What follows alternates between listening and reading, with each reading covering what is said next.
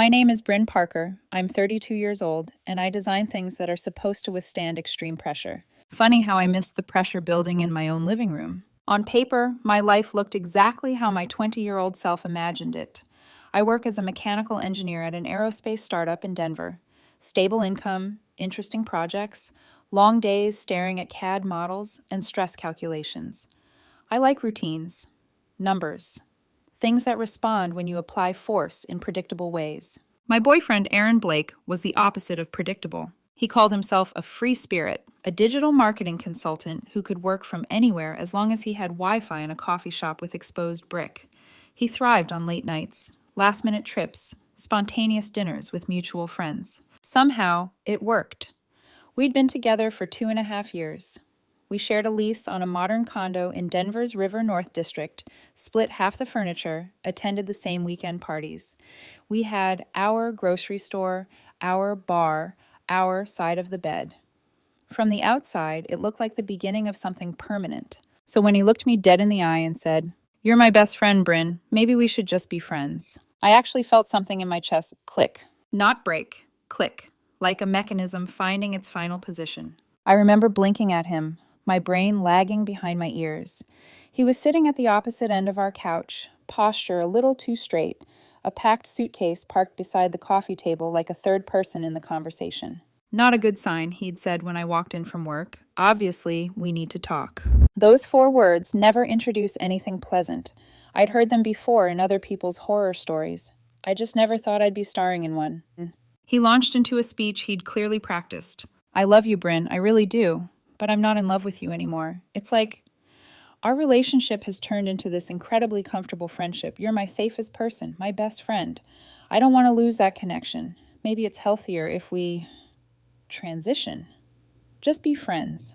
We can keep each other in our lives without all the pressure of a relationship." His fingers kept worrying the edge of his phone case, turning it over and over. It's his tell. He does it when he's trying to control a situation that's already sliding away. I sat there, still in my work clothes, hair frizzing from the snow outside, hands folded in my lap so he wouldn't see them shake. Inside, everything was loud. Memories, questions, this sudden, dizzy disbelief that someone could talk about dismantling our life together in such gentle, reasonable tones. Out loud, I only said 2 words. "Okay, friends." He froze. For a second, I saw something flicker across his face. Confusion, maybe even panic. He hadn't scripted that response. "Really?" he asked, forcing a smile. You're okay with that?" I swallowed. "You're saying you're not my boyfriend anymore. You want us to be friends. I heard you. So, okay, friends it is." The relief that washed over him was immediate and almost painful to watch. His shoulders dropped, the tension in his jaw loosened. He actually smiled, like this had gone better than expected. "Wow, Bryn, this is why I care about you so much. You're so mature. Most people would scream or throw things or block my number. But look at us. We're proof that breakups don't have to be toxic." He kept talking, filling the air with words about staying close, still texting all the time, maybe still doing movie nights, just in a different way. He mentioned staying with his best friend Jake for a while until he found his own place.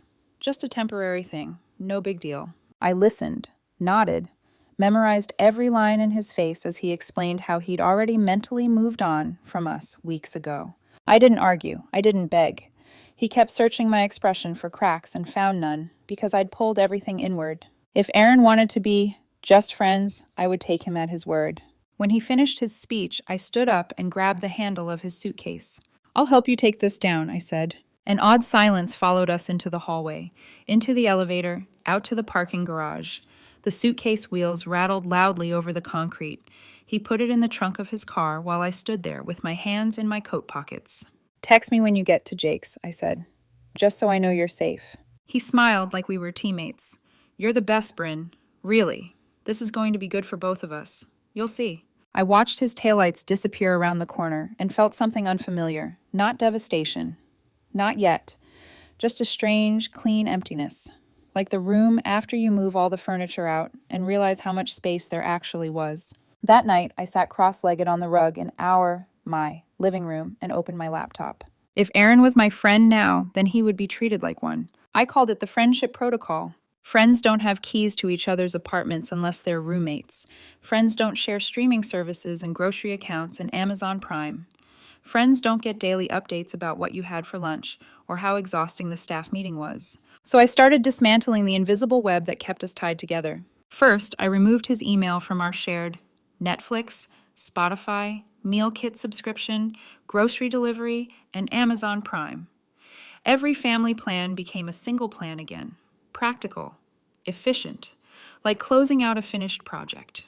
Then I scrolled through our messages, thumb hovering over the thousands of threads. I didn't delete them. I just stopped replying to old patterns.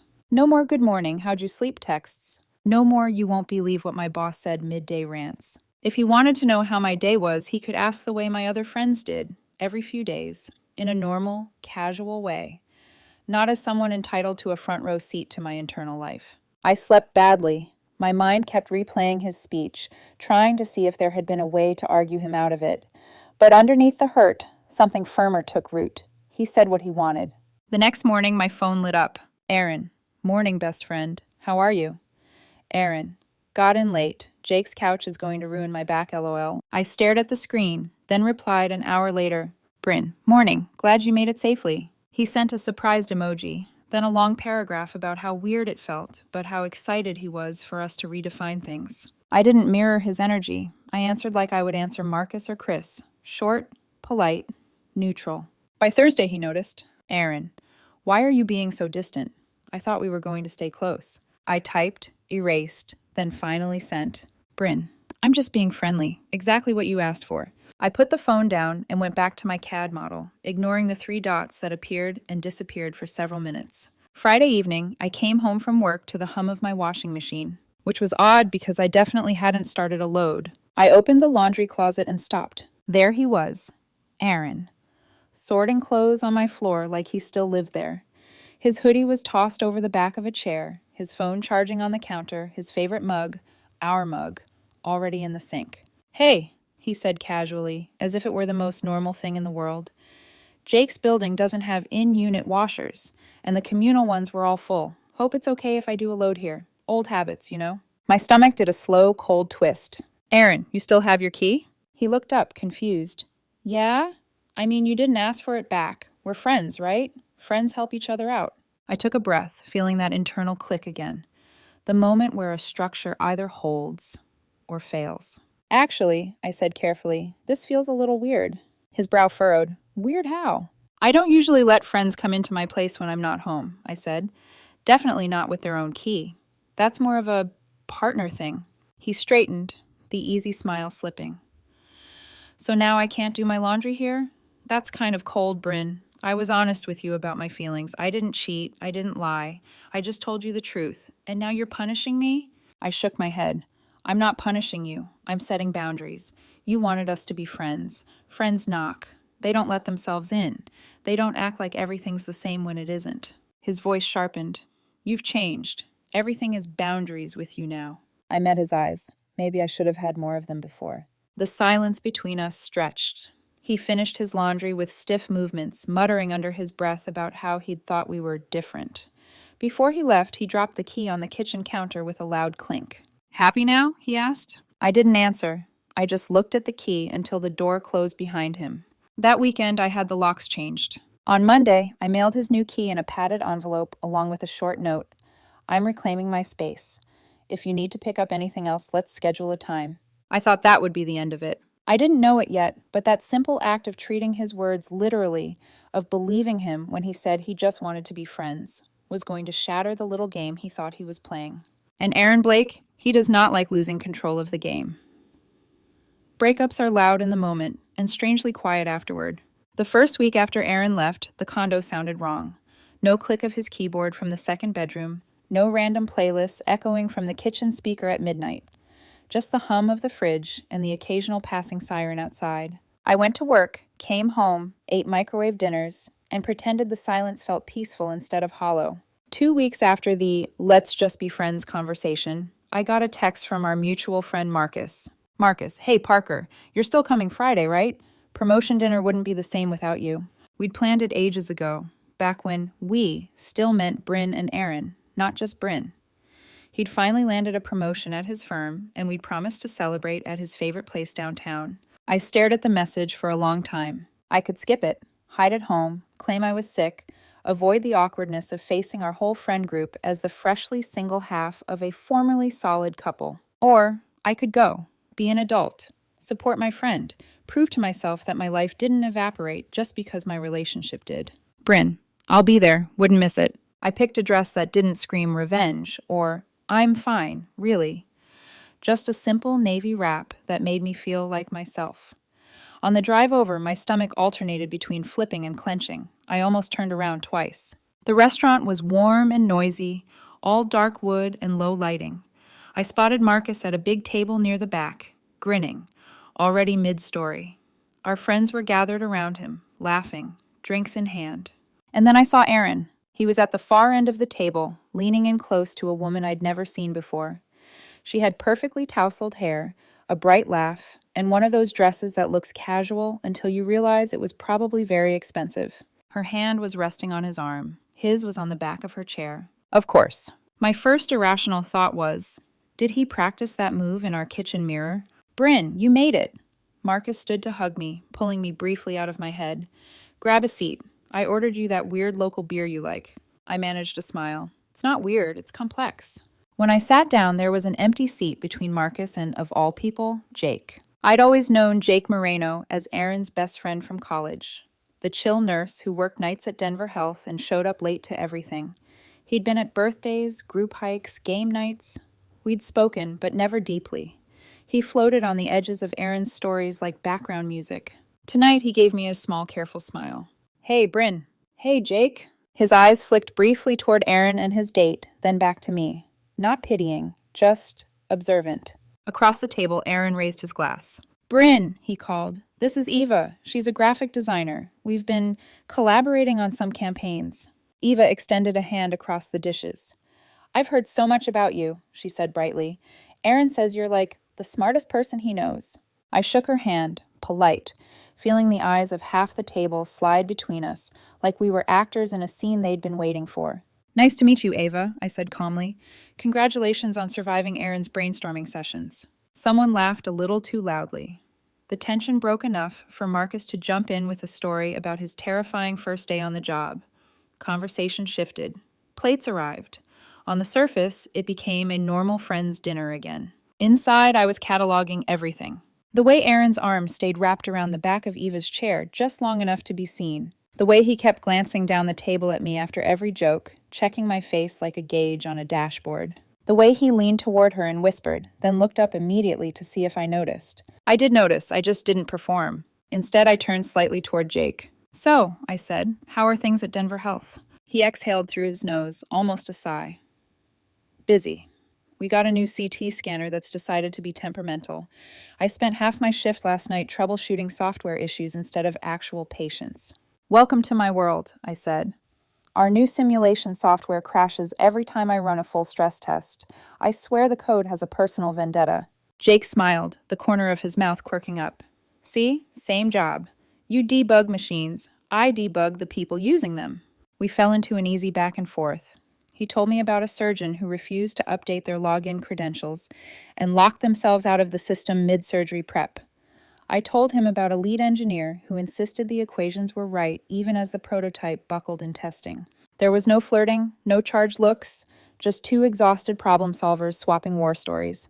And it felt good. It felt like my shoulders lowering an inch, like the world was bigger than the crashing little universe of Aaron and Bryn. At one point, Marcus leaned over.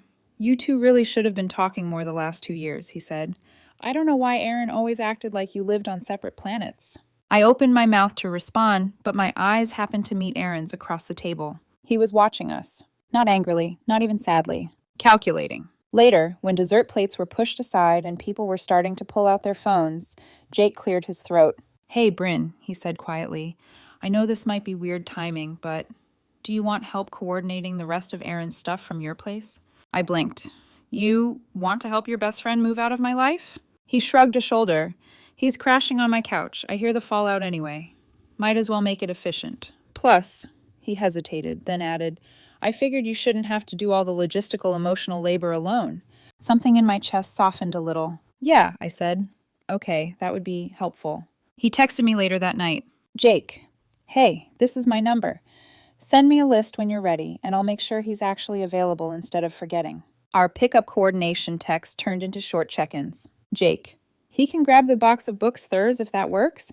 Bryn, Thursday evening is good. I'll leave it by the door. Then, Jake, just making sure he wasn't a jerk when he came by. Bryn, he barely spoke. It was fine. Jake, his sulking is impressive. Don't take it personally. From there, it evolved. He'd send a sarcastic meme about hospital bureaucracy. I'd reply with a picture of my fourth cup of coffee and the simulation progress bar stuck at 87%. One morning, he texted, Jake, you sleeping at all, Parker? Bryn, define sleeping. Jake, not staring at the ceiling until 3 a.m. replaying the same conversation. Bryn, so no. He sent back a simple, Jake, yeah, same. We started grabbing coffee when our schedules accidentally overlapped. Once between his night shift and my 9 to 5. Once on a Saturday when he was heading in for overtime and I was avoiding my own empty living room. It wasn't romantic. If anything, it was almost clinically unromantic. Two people trading exhaustion for a little understanding. But there was a gentleness to it that I hadn't realized I was starving for. Meanwhile, Aaron kept texting in bursts. Aaron, Jake's snoring is insane, lol. Aaron, do you ever miss me? Aaron, I miss just hanging out with you. No pressure. Aaron, maybe we can do a movie night soon? As friends? I answered, like I would answer any friend I wasn't especially close to. Bryn, glad you and Jake are surviving. Bryn, I'm pretty busy this week. Maybe another time. He didn't like that. Aaron, you're so distant now. Aaron, I thought we agreed we'd stay close. Aaron, you're acting like you're mad at me for being honest. I read the messages, feeling that old familiar guilt crawl up my spine. Then I remembered his suitcase by the couch, the rehearsed speech, the way he'd smiled with relief when I hadn't fought him. Bryn, I'm not mad. I'm giving you exactly what you asked for. Friends. That's when the phone calls started. Late night, rambling voicemails, where he sounded just tipsy enough to say things he'd deny later. I just don't get how you can turn it off like this, he'd say. It's like I never mattered to you. Were you faking the whole time? I stopped listening to them all the way through. A few weeks after the dinner, Jake texted me. Jake, hey, our hospital is doing a fundraiser soon. I got roped into logistics. You're good at systems. Want to help me not embarrass myself? I laughed out loud in my kitchen. Bryn, are you asking me to volunteer my engineering brain? Jake, I'm asking you to tell me if the donation tracking spreadsheet I made is a crime against humanity. We met at a cafe near the hospital on his off day. He spread out a mess of printouts and an overcomplicated Excel layout. I took one look and started crossing things out, drawing arrows, muttering about data validation and conditional formatting. He watched me with this small, amused smile. What? I asked finally. Nothing, he said. It's just, you get this little line between your eyebrows when you're fixing something, like you're offended by inefficiency. I am offended by inefficiency. We both laughed. At some point, he snapped a picture of our disaster table. Papers, laptops, coffee mugs, my hand midair holding a pen, and posted it to his Instagram story with the caption, "When you ask an aerospace engineer for help and she turns your fundraiser into a NASA mission." He tagged me. I didn't think twice about it. I should have. 2 hours later, my phone buzzed so hard it nearly vibrated off the table. Aaron, are you kidding me? Aaron, you're hanging out with Jake now? Aaron, you can't date my best friend Bryn. That's messed up. I stared at the screen, the cafe noise fading into a dull hum. Jake glanced up from his laptop. Everything okay? I hesitated, then turned the phone so he could see the messages. His jaw tightened almost imperceptibly. Of course, he muttered. Of course he went there. My thumbs hovered over the keyboard, heart pounding in my ears. Old habits wanted to defend myself, to soothe him, to reassure him that no lines were being crossed. Instead, I typed, Bryn. We grabbed coffee and worked on your hospital fundraiser spreadsheet. That's what friends do. You said you wanted us to be friends. You, me, and Jake, all staying close, remember? The 3 dots appeared, disappeared, appeared again. When his reply finally came, it wasn't rational. Aaron, don't play dumb. You know what I meant. You're doing this to hurt me. You're supposed to fight for us, not just move on to the next guy, especially not my best friend. Something cold settled in my chest. There it was. Not grief, not heartbreak, entitlement. He hadn't freed me. He'd expected me to freely orbit him, to stay in his life, keep him emotionally cushioned, stay off limits to every man in his radius, while he got to explore what being in love felt like without consequences. I said slowly, still looking at his messages, I'm starting to understand what's going on. Jake raised an eyebrow. Yeah? This was never about being friends, I said. It was about keeping control. He didn't argue. He didn't defend his friend. He just looked at me with that same observant gaze from the dinner, and for the first time, I felt truly seen. I locked my phone, set it face down on the table, and picked up my pen again. Okay, I said, voice steadier than I felt. Show me the part of this spreadsheet that makes you the most anxious. We'll start there. I didn't know it yet, but that was the moment the whole thing shifted. The moment Aaron realized his test wasn't going the way he planned. The lobby visits. The first time I saw him standing in the lobby of my building, I thought it was coincidence. The second time, 2 days later, I hesitated. The third time, my coworker Chris leaned over the reception desk and whispered, Parker? Your ex-boyfriend is pretending to look at the community bulletin board, but he's been here for like 20 minutes. Should we call someone? I exhaled tightly. No, I'll talk to him. I stepped into the lobby, already bracing myself. Aaron, what are you doing here? He perked up like a puppy who'd been waiting for a familiar voice. Oh, hey, I was just in the area. He gestured vaguely at the elevators and decorative plants, as if they were part of his normal route. Thought I'd say hi. Grab lunch, catch up? I kept my expression neutral. You can't wait around at my workplace. It makes people uncomfortable. His smile flickered. Uncomfortable? Bryn, I'm not dangerous. I didn't say you were. I'm saying there are workplace boundaries. Then he said the phrase that would become his refrain. Why are you being so cold to me? I didn't answer. I didn't need to. I simply stepped back through the secure door and let it close between us. He texted me 3 minutes later. Aaron, you didn't have to be like that. Aaron, I thought we were still close. Aaron, I feel like I don't even know you anymore. But I didn't respond. Not right away. Not until I entered my office and forced myself to breathe evenly. Bryn, please stop showing up at my job. He didn't reply. The next day, he was back in the lobby. This time I reported it to HR. Ms. Daniels, our HR manager, a woman with the aura of a retired military commander, listened without interrupting. Finally, she pushed her glasses up her nose. Ms. Parker, if he's not an employee and not here for business purposes, he cannot be on the premises. Period. I know, I said quietly. He won't listen to me. Then he'll listen to us. She wasn't bluffing. The parking lot observations. When Aaron realized the lobby was off limits, he got creative. The next week, I noticed a familiar silver Honda parked near the visitor section every morning. Same spot, same timing. At first, I thought I was paranoid. Then Chris knocked lightly on my cubicle wall. Hey, I know it's none of my business, but that's your ex's car, right? My stomach sank. Yeah, I admitted. That's him. He's been here for an hour, Chris said. Just sitting there. I took a picture through the office window. Date, time, license plate. When I showed Ms. Daniels, she didn't even bother hiding her scowl. This is escalating into stalking-adjacent behavior, she said. Document everything. If he steps onto property, we file a formal complaint. I nodded, feeling both gratitude and shame.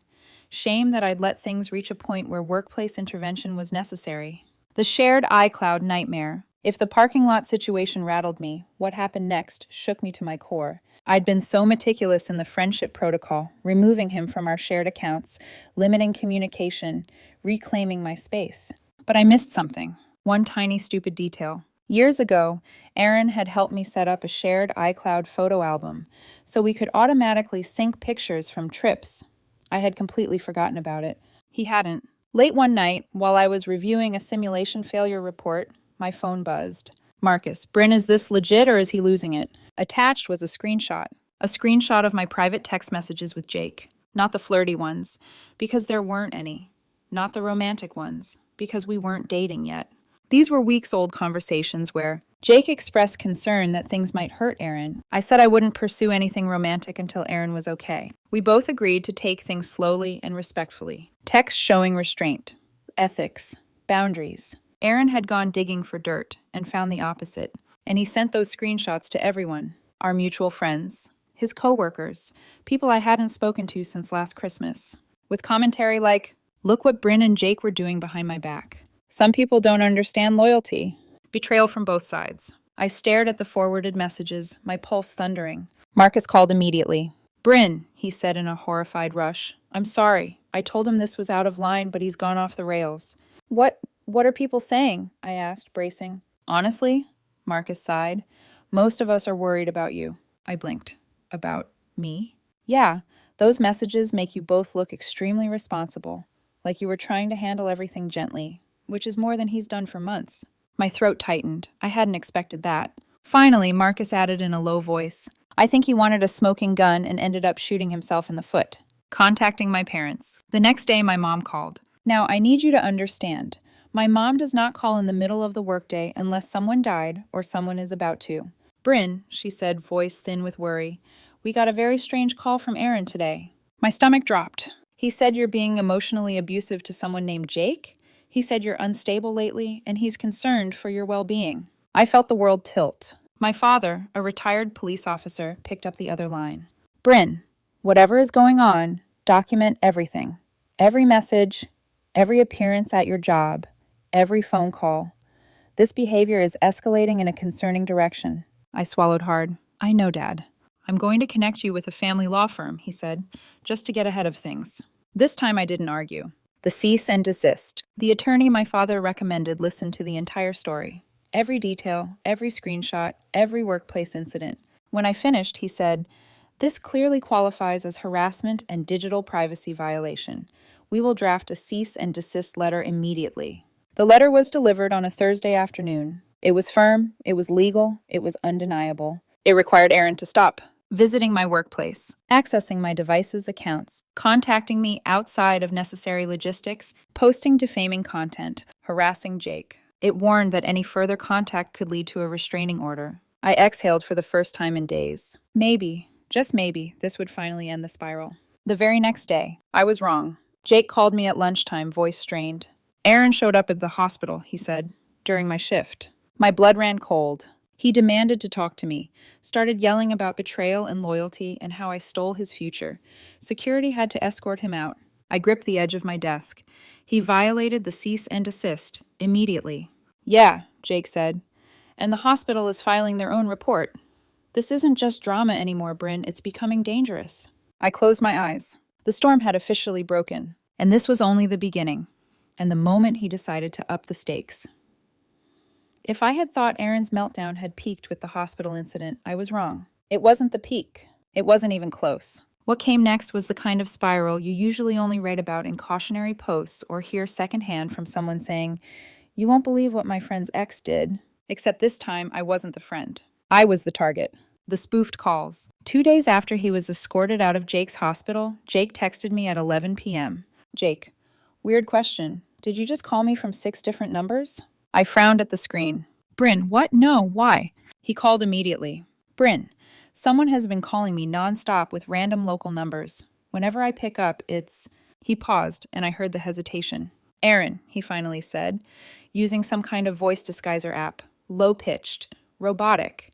He keeps saying vague things like, "You stole what was mine, and you'll regret this," and "She's manipulating you both." My breath hitched. "Did you record any of it?" "I already gave it to hospital security," Jake said. "They looped in the police.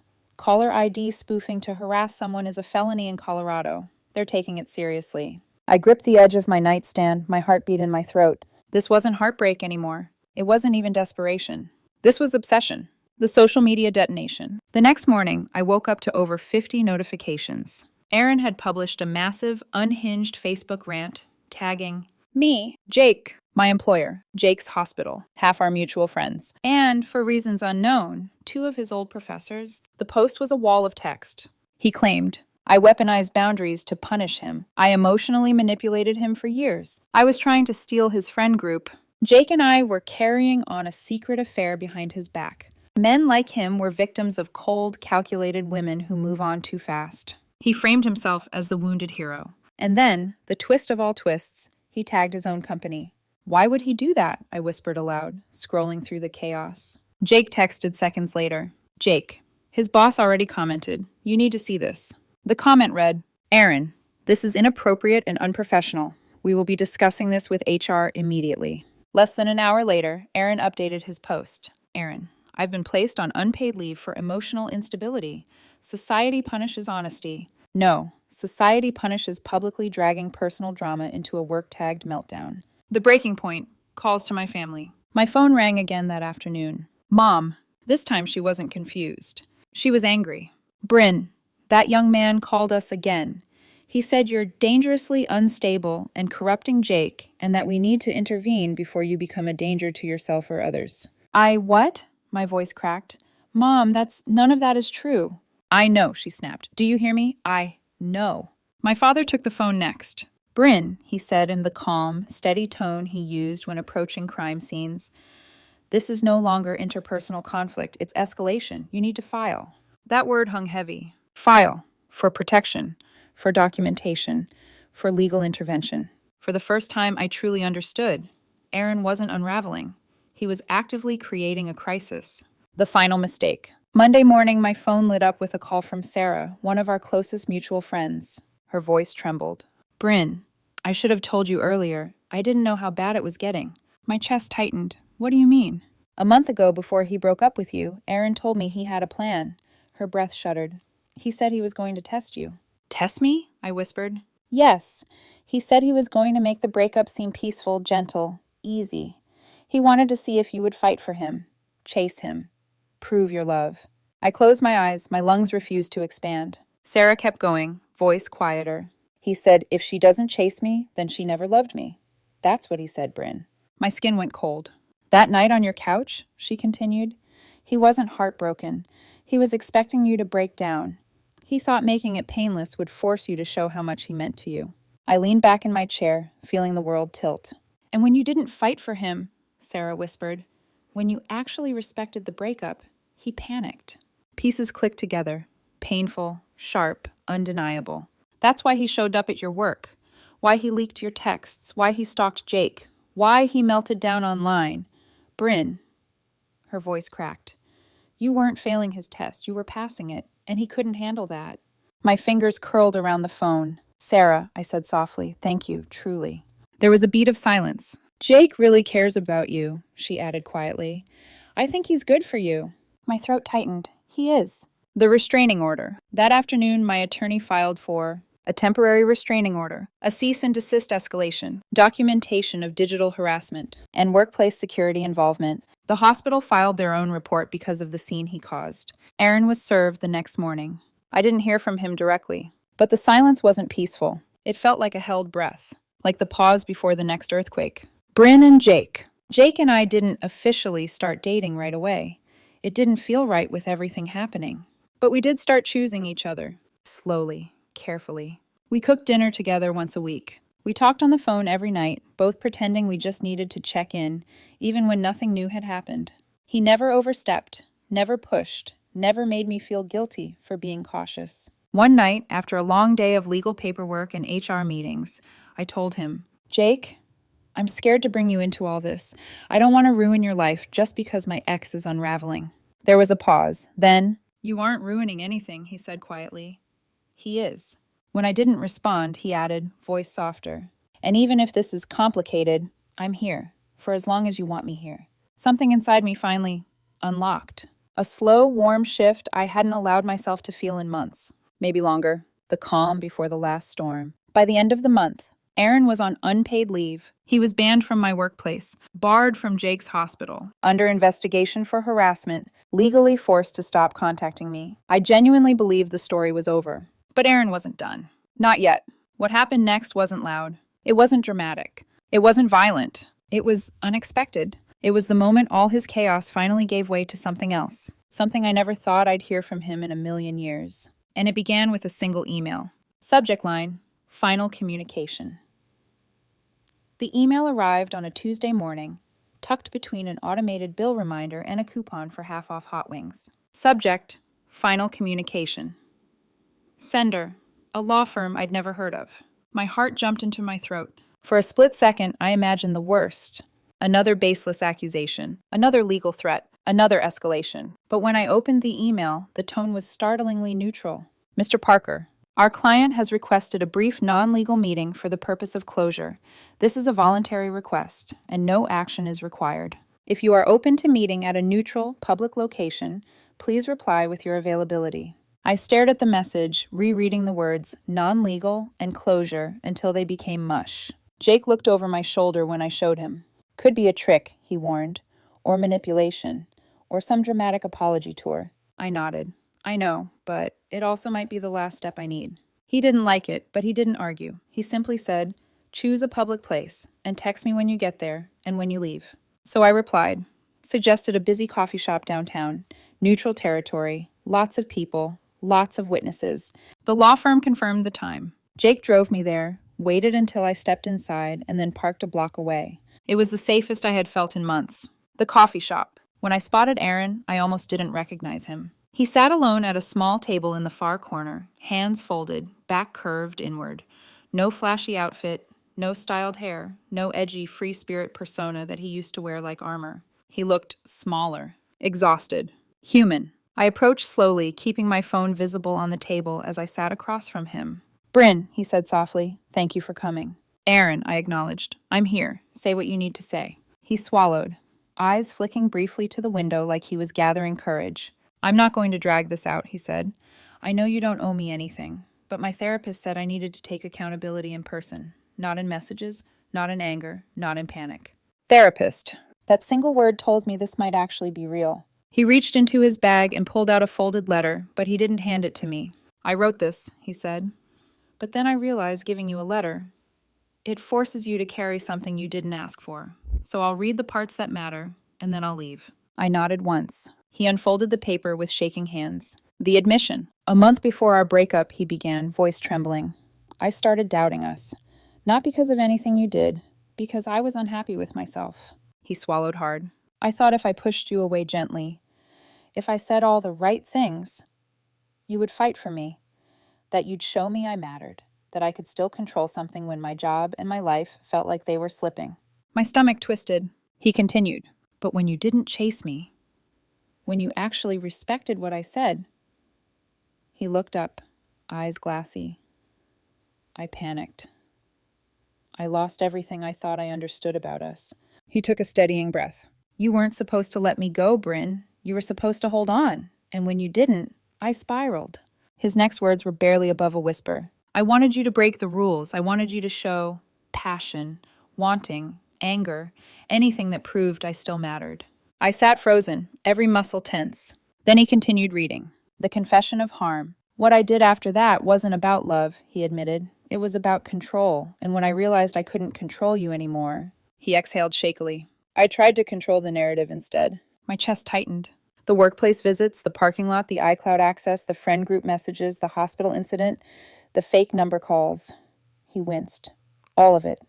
I know what it looks like now. I know what it is. His eyes filled. It was harassment, it was stalking, and I'm sorry for every part of it. I let silence sit between us, heavy, suffocating, real. He set the paper down. The most honest thing he ever said. You didn't ruin me, Bryn, he said quietly. I ruined myself, because you didn't play the game I created, a game I never even told you we were playing. I swallowed hard, forcing my voice steady. I never wanted a game, Aaron. I wanted honesty. He nodded faintly. I know. And you deserve someone who gives that without needing to be tested first. He hesitated, then said the words that stunned me. Jake is that person. He's everything I pretended to be. He respects your boundaries. He respects you. He's good. I blinked. You're not upset about him? Oh, I was, he admitted. But not because of love, because of ego, because he succeeded where I failed. He looked away. And because he treated you better than I ever did. The exit. Aaron stood slowly, folded the letter, and tucked it into his pocket. I'm not giving you this, he said. It's not yours to carry. But I needed you to hear it once before I disappear from your life completely. He slid his phone onto the table, screen dark, to show he wasn't recording. This is the last time I'll contact you, he said. The restraining order will be honored, fully. No loopholes, no excuses. He paused, then added, very quietly, thank you for not chasing me. If you had, I never would have gotten help. He walked out without looking back. I sat there for a long time, hands trembling around my untouched coffee. Not angry, not relieved, not sad. Just peaceful. A strange, quiet peace that settled into the places grief and fear had hollowed out. The envelope. 1 week later, I found an unmarked envelope in my mailbox. Inside was a single photograph. A candid shot from the last good weekend Aaron and I ever had, sitting together at Red Rocks Amphitheater, smiling at something off camera, sunlight in our hair, a frozen moment before everything became complicated. On the back, written in his neat handwriting, "Thank you for being the first person who didn't chase me." It forced me to stop running. No signature, no return address, no attempt at reopening communication. Just closure. Pure, simple closure. The final chapter. That evening, I showed the photo to Jake while we were cooking dinner in the apartment we now shared. Temporarily.